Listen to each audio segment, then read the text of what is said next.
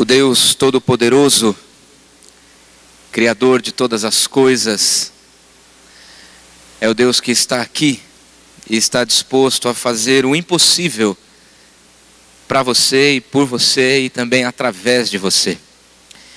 Nós saudamos a todos em nome de Jesus. Aqueles que nos visitam, sejam muito bem-vindos. Nós temos verdadeira alegria em recebê-los. Todo culto é momento de festa, mas existem alguns cultos que são ainda mais especiais, como o culto de hoje, onde nós vamos receber 10 novos membros à comunhão da igreja, pessoas que estão dizendo sim para Jesus, pessoas que estão entregando suas vidas a Jesus e que desejam servir a esse Jesus nesta igreja. A Ele toda a honra, toda a glória, todo o louvor. Nós queremos saudar os familiares, estes irmãos, amigos, que sejam muito bem-vindos. Nosso desejo é que você sinta-se em casa. O Papai do céu, nosso Pai, nos acolhe com amor e nós queremos acolhê-los também com este mesmo amor. Nestes dias de outubro e o comecinho de novembro, nós estamos vivenciando um período de jejum e oração. 40 dias de jejum e oração, e o nosso propósito, o tema dessa nossa campanha é experimentarmos um tempo a sós com Deus e introduzir isso em nossa rotina, fazer deste tempo a sós com Deus uma prática diária. Temos dito que nesses dias de grandes correrias, temos muito o que fazer, estamos sempre conectados na internet, estamos sempre sendo acessados, as pessoas nos encontram, nós temos 1, 2, às vezes 3 celulares, estamos disponíveis o tempo todo. E nem sempre essa disponibilidade também é para Deus. E o nosso desejo é que nesses dias nós possamos nos atentar para isso. Deus tem falado a nós, pela sua palavra, pela pregação da palavra, através da manifestação poderosa de Deus. Ele quer falar, Ele está falando. Nós precisamos ir ao nosso quarto de escuta. Nós precisamos parar, dar um tempo nessa rotina que às vezes é realmente uma loucura para todos nós. E nós queremos nesses dias então incentivar que toda a igreja possa investir neste tempo com Deus. Quero fazer uma afirmação. A Bíblia é a palavra de Deus e é a nossa base. Nós cristãos nos relacionamos com Deus através da oração, através da manifestação poderosa de Deus, que é sempre nova, sempre poderosa, mas também a palavra de Deus é a base. E quando eu falo base, eu quero dizer a ideia de chão. Base, a ideia de aquilo que vai embaixo de uma estrutura. O chão, por exemplo, onde nós estamos pisando, é a base para nós não cairmos.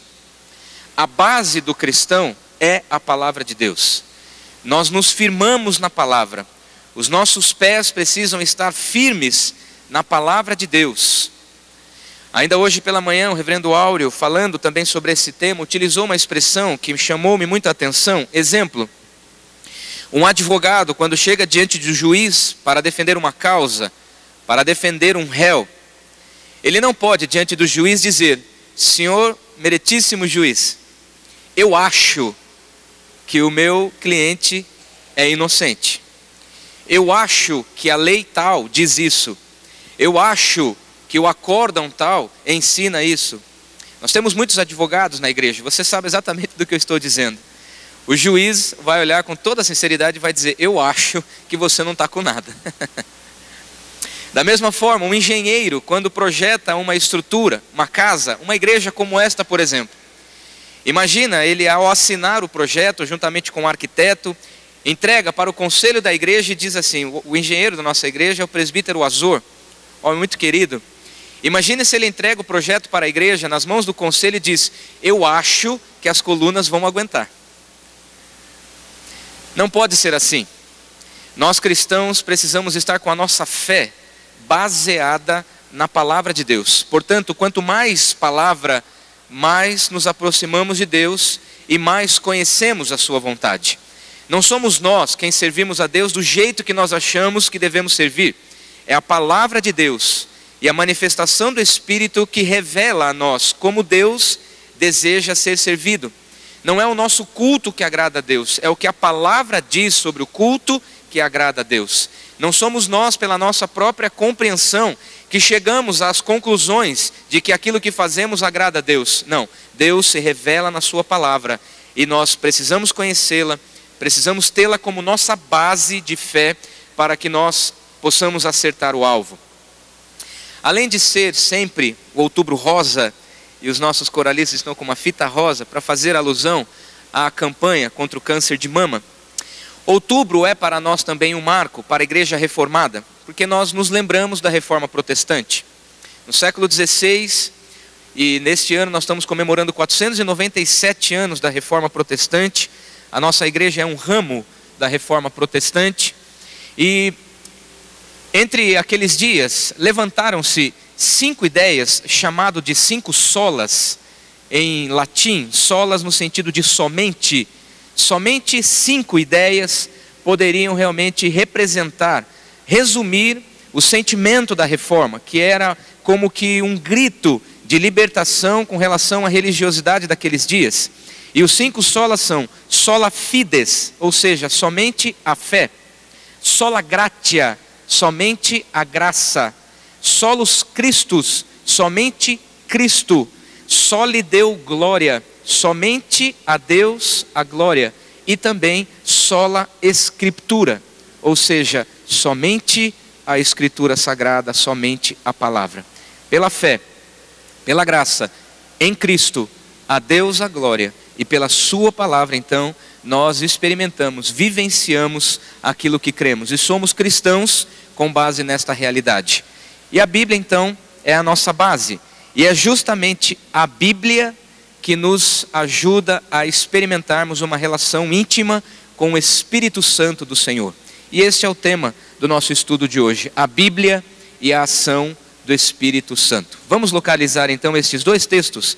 Eu peço a gentileza que você abra a sua Bíblia no Evangelho de João, capítulo 5, leremos o versículo 39, e também iremos para Gálatas, capítulo 5, e leremos ali os versos 22 e 23.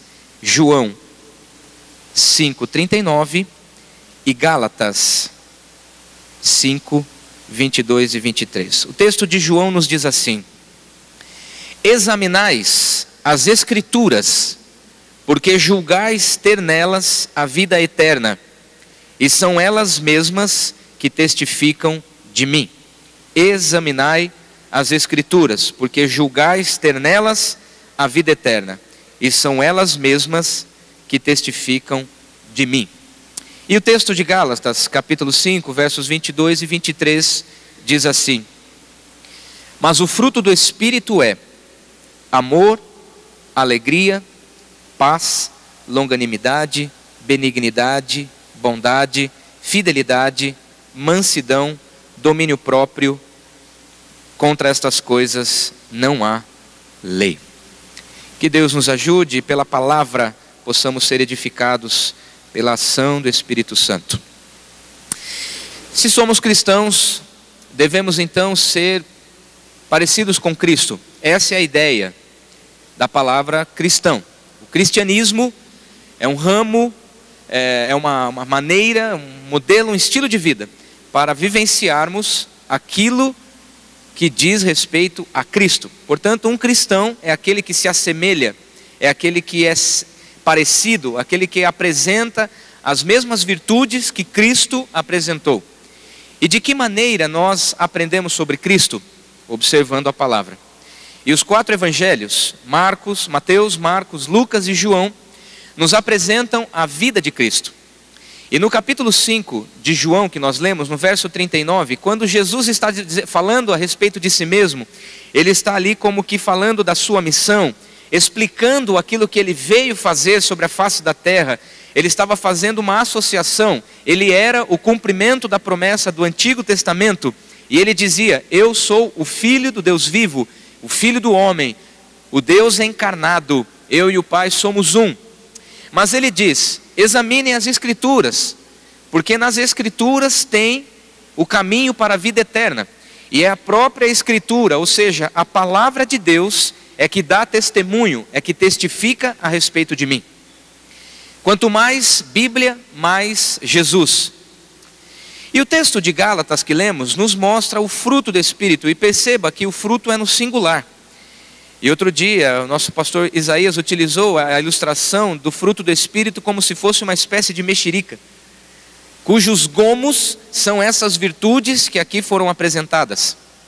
O fruto do Espírito representa a ação que Ele deseja apresentar através de nós.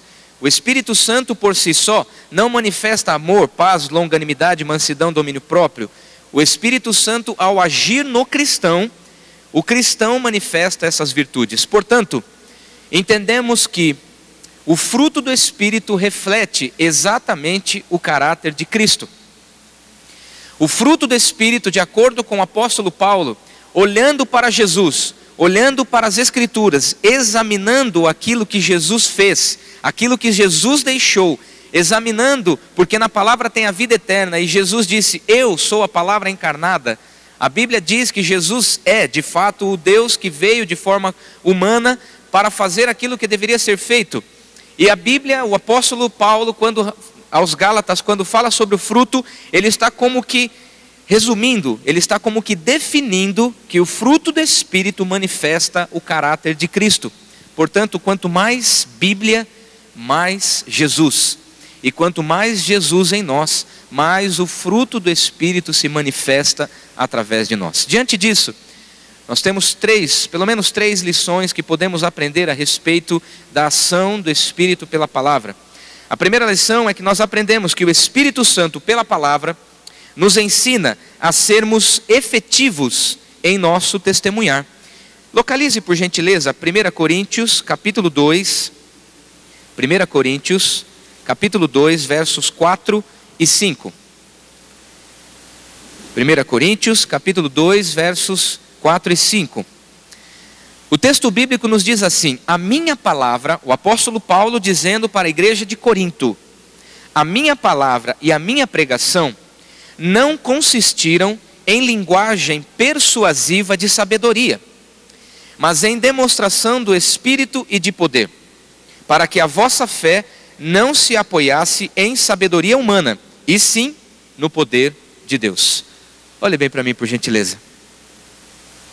O apóstolo Paulo foi, sem dúvida, uma das pessoas mais influentes, mais relevantes sobre a história da humanidade, no que diz respeito ao anúncio do cristianismo. O apóstolo Paulo fez pelo menos 3 grandes viagens missionárias. E entre essas viagens ele passou por esta cidade, a cidade de Corinto. E a cidade de Corinto era uma cidade culta, porém uma cidade imoral. E ao escrever esta epístola, esta carta àquela igreja, ele está dizendo: a minha conversa com vocês não está base em sabedoria humana. Mas a minha pregação e a palavra que eu preguei consiste na demonstração do Espírito e do poder. E o apóstolo Paulo está dizendo que eu fiz isso para que a fé de vocês não esteja apoiada na minha sabedoria. Eu estou aqui olhando para pessoas de todas as faixas etárias e de todos os níveis culturais. Quem sabe você não teve a oportunidade de formar-se numa faculdade. Quem sabe você tem até hoje dificuldade na leitura. Quem sabe você não teve, assim como os meus pais, acesso à educação até a finalização do hoje, o ensino fundamental. Os meus pais terminaram os estudos, tiveram que interromper os estudos na 4ª, 5ª série daqueles dias. Era muito escasso, era problemático. Mas ao mesmo tempo que nós temos pessoas indoutas, nós também temos pessoas cultas, pessoas aqui que estão com seu doutorado, 2, 3 faculdades. Com a graça de Deus tive a oportunidade de formar-me em 2 faculdades, teologia e administração de empresas. E todas as vezes quando eu menciono, mesmo a teologia e mesmo aquilo que aprendi na faculdade, na Universidade Estadual de Londrina, ao me formar em administração, aquilo que utilizo é apenas ilustração. Porque eu não posso convencer você com o meu conhecimento.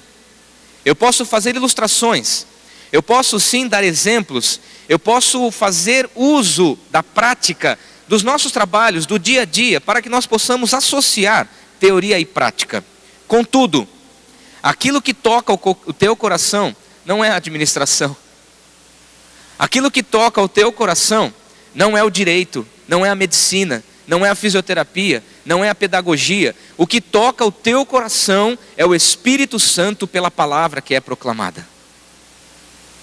E todas as vezes quando você pensa, quando a palavra está sendo pregada, quando o cântico está sendo entoado, quando você pensa, puxa, isto é para mim, é a ação do Espírito que está incentivando você a olhar para a palavra e dizer, você precisa vivenciar isso. E o nosso testemunho reflete exatamente em que nível está a nossa relação com o Espírito Santo de Deus.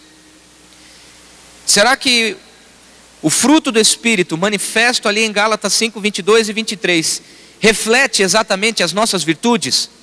Quando alguém olha para você lá no seu trabalho, lá na prática da medicina, na prática quando você é professor, lá no seu escritório, quando você está vendendo, quando você está cozinhando, ou seja em casa, quando você está nos afazeres domésticos, quando você está assinando um contrato, quando você está assinando um documento, atendendo um cliente, fazendo uma corretagem, as pessoas têm capacidade de identificar ali o amor, a paz, a longanimidade, a mansidão, o domínio próprio, porque são essas virtudes que representam se você está ligado ao Espírito de Deus ou não.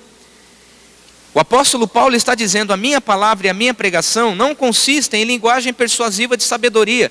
Eu não estou falando de coisas da minha cabeça, eu estou falando daquilo que o Espírito Santo me revelou pela palavra do Senhor. E ele diz, em demonstração do Espírito e de poder, para que a vossa fé não se apoiasse em sabedoria humana, e sim no poder de Deus. Esta tribuna, chamada púlpito, é sagrada a partir do momento em que nós fazemos algo que é sagrado. E nós estamos neste momento compartilhando a Escritura que é sagrada. E o meu desejo é que você não esteja se apoiando na minha linha de raciocínio. O meu desejo é que o teu coração esteja aberto para perceber que o Espírito Santo de Deus está revelando ao teu coração verdades, coisas que você precisa ao sair daqui colocar em prática.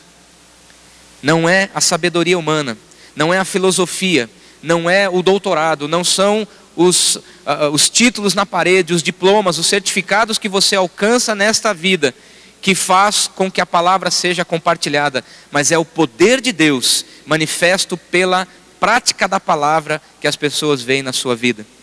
Quem sabe não seja tão nítido assim, olha só, eu estou vendo o Evangelho de João, capítulo 5, verso 39 na sua vida. Olha, eu estou vendo 1 Coríntios, capítulo 2, versos 4 e 5 na sua vida. Talvez não seja tão intenso assim, tão detalhista assim. Mas as pessoas, quando percebem a sua atitude, quando percebem o seu testemunho, quando percebem aquilo que você faz longe do povo de Deus, aquilo que você faz longe da sua família, aquilo que você faz fora destas paredes, é aquilo que representa se a sua ação representa o Espírito ou não. Será que a sua ação hoje é uma ação poderosa? Será que o seu testemunho é um testemunho efetivo? Será que o poder de Deus tem sido manifesto através das tuas atitudes? Ou pela sua boca ainda saem palavras de maledicência, mentiras deslavadas? Ou será que pela sua boca ainda sai agressão emocional, física? Quem sabe você ainda utiliza o seu testemunho, a sua influência na vida das pessoas para prejudicá-las, para ofendê-las, para oprimi-las. Pense nisso. Deus deseja que o Espírito Santo atue em tua vida para manifestar o que a palavra nos ensina, examinando as Escrituras, manifestando o poder de Deus, manifestando a ação do Espírito em nós. O seu testemunho reflete o poder de Deus? Uma segunda verdade que aprendemos, uma segunda lição, é que o Espírito Santo, pela palavra, nos guia à verdade. Vamos localizar agora o Evangelho de João, capítulo 16. Eu peço que você fique muito atento. Nós estamos numa linha de raciocínio, não perca o foco. Evangelho de João, capítulo 16, versículo 13, que nos diz assim: quando vier, porém, o Espírito da verdade, ele vos guiará a toda a verdade. Espírito da verdade. E quando Jesus está fazendo esta afirmação, muito provavelmente ele está falando que existem outros espíritos e que não manifestam a verdade. Exemplo, 1 João capítulo 5, verso 19, não precisa abrir, eu vou dizer. A Bíblia diz que nós somos de Deus, mas o mundo inteiro jaz no maligno. Jazigo, morte.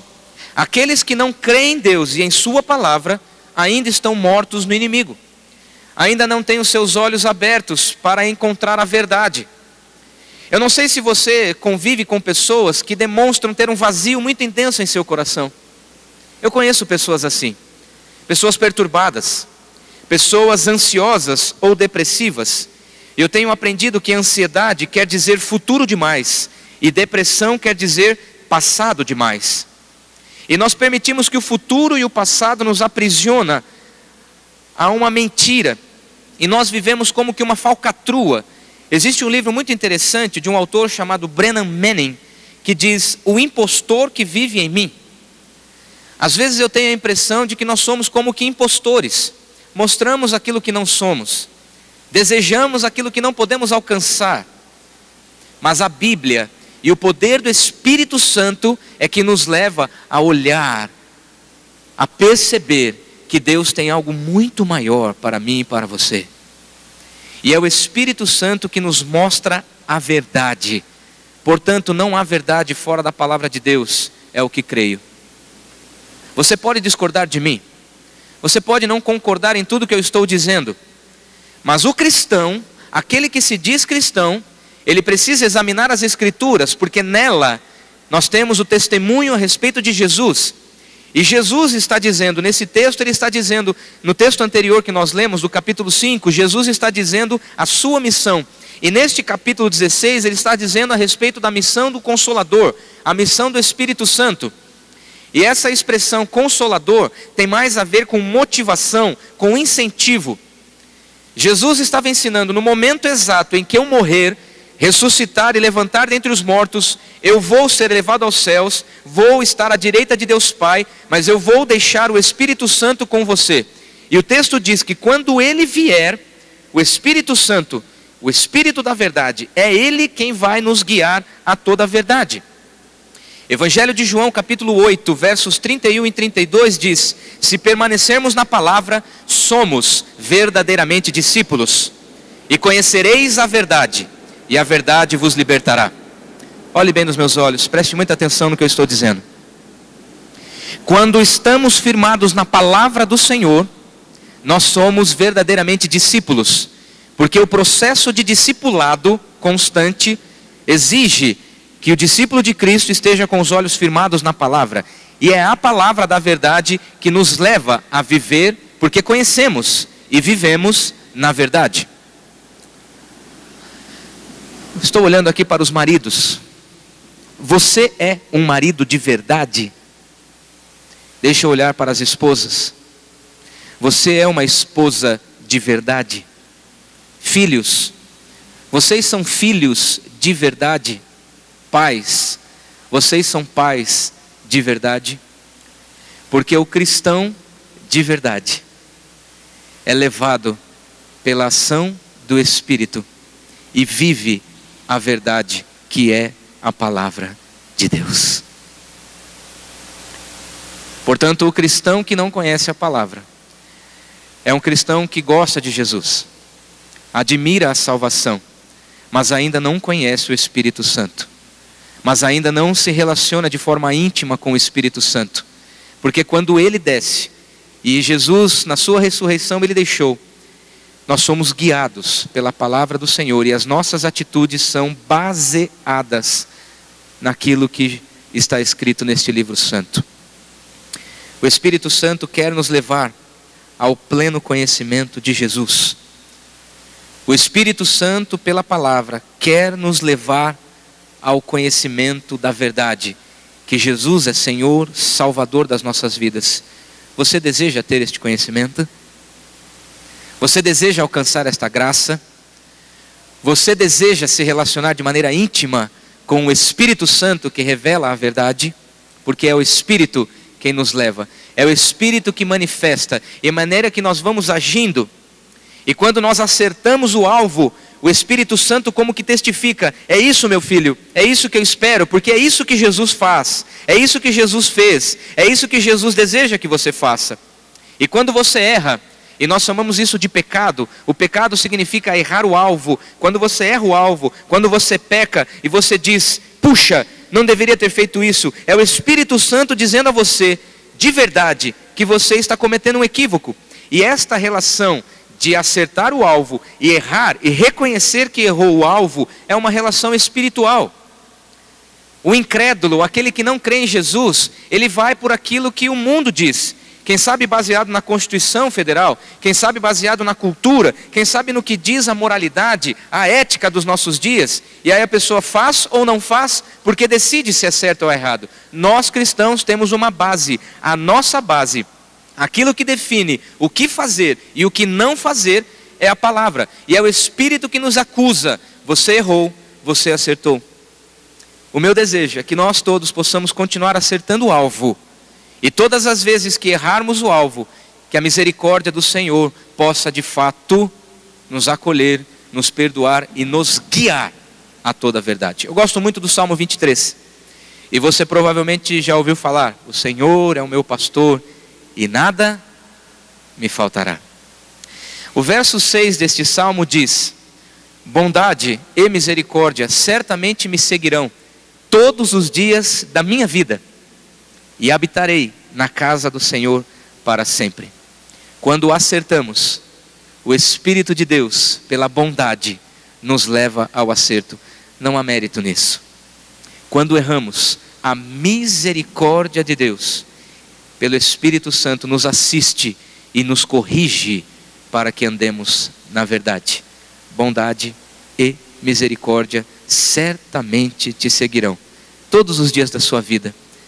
Quanto mais Espírito de Deus em sua vida, mais verdade.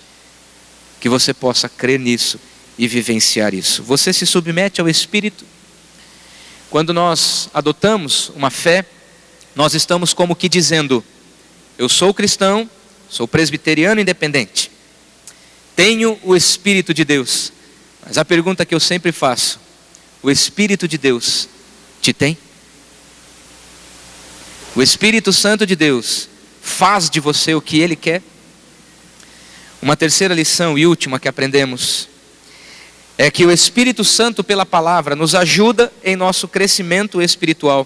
E se você voltar uma página da sua Bíblia, no capítulo 14, versículo 26, nós olhamos e percebemos ali que a palavra nos diz que o Consolador, o Espírito Santo, a quem o Pai enviará em meu nome, esse vos ensinará todas as coisas e vos fará lembrar de tudo o que vos tenho dito. Jesus, quando andou sobre a face da terra, Ele nos ensinou de forma prática como devemos viver. Como devemos viver, isso é muito, muito claro. E Efésios capítulo 4, verso 13, há uma orientação do apóstolo Paulo dizendo: até que cheguemos à maturidade espiritual, até que cheguemos ao pleno conhecimento do Filho de Deus e alcancemos a estatura de Cristo.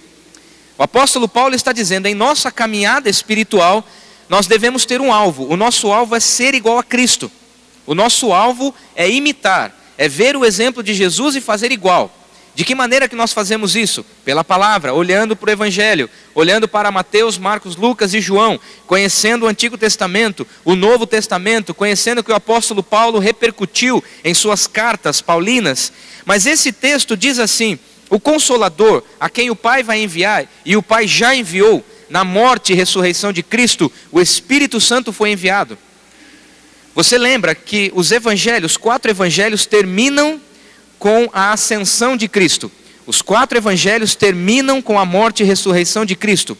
E o livro de Atos dos Apóstolos inaugura as nossas atitudes, ou seja, os atos, as atitudes dos discípulos. E naquele livro, os 28 capítulos do livro de Atos representam a maneira através da qual Cristo está vivendo pelos apóstolos. E no início do livro de Atos, capítulo 1, versículo 8, a Bíblia diz: vocês vão receber poder ao descer sobre vós o Espírito Santo, e vocês vão ser as minhas testemunhas, tanto em Jerusalém como em toda a Samaria e toda a Judéia até os confins da terra.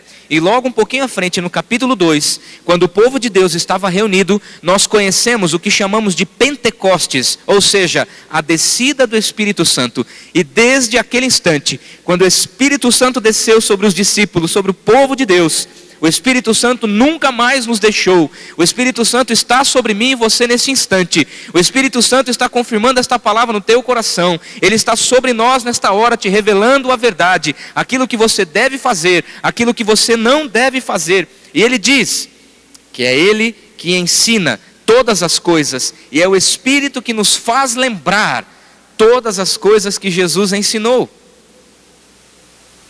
A nossa mente não tem condição, a nossa sabedoria humana é limitada. E o profeta Isaías diz que os meus pensamentos, diz o Senhor, são mais altos que os vossos pensamentos. Os meus caminhos são melhores do que os vossos caminhos.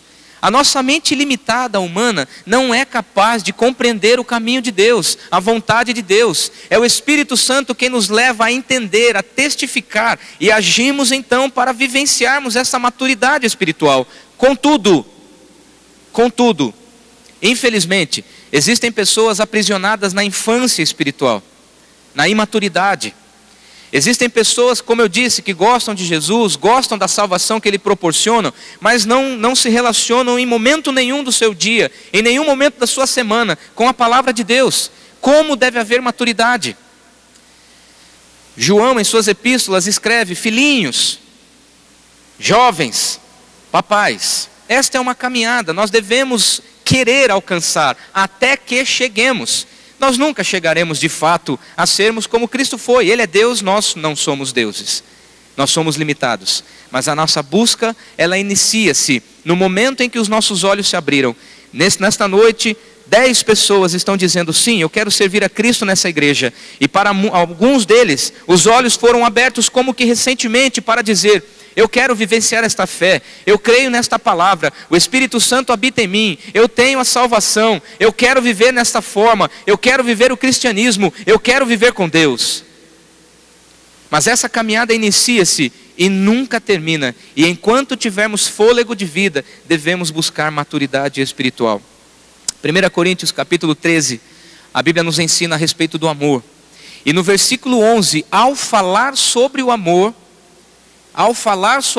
como dom supremo, o apóstolo Paulo finaliza este capítulo de maneira surpreendente. Ele diz: quando eu era menino, eu pensava como menino, eu agia como menino, eu sentia como menino, eu falava como menino. Mas quando cheguei a ser homem, eu desisti das coisas próprias de menino. Olhe bem nos meus olhos. Eu estou falando aqui com crianças ou com adultos? Você ainda é um bebê na fé? Ou você está diariamente buscando amadurecer pela palavra e pela ação do Espírito? Que Deus te unja, que o Espírito de Deus te capacite. A Bíblia é a nossa base, e pela ação do Espírito Santo somos levados à maturidade. E o Deus que é fiel nos conduzirá, nos ajudará neste processo. Vai haver momentos onde você vai querer desistir.